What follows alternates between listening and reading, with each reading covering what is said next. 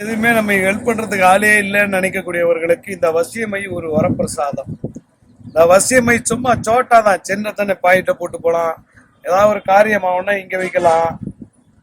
Maximum வந்து ஆண்கள், நல்ல ஆண்கள் அப்படின்னா, நல்ல பெண்கள் அப்படின்னா கண்ணை பார்த்து தான் பேசுவாங்க. கெட்ட ஆண்களை வந்து கண்ணை வச்சே கண்டுபிடிச்சிடும், இப்படியே பார்த்துட்டே இருப்பானுங்க ஒரு மாதிரியா.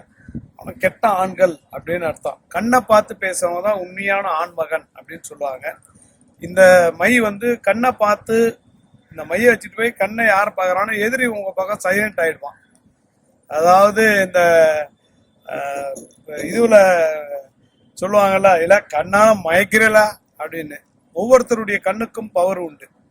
கண்ணை பார்த்து மேக்சிமம் யாரும் பேசவே மாட்டாங்க. சில பேர் தான் பேசுவாங்க, சில பேர் பேச மாட்டாங்க. பிசினஸ் பண்றவங்க பார்த்தீங்கன்னா கண்ணை பார்த்து தான் பேசுவாங்க. இந்த மை அவ்வளோ பவர்ஃபுல்லானது. இந்த இடத்துல வைக்கணும்.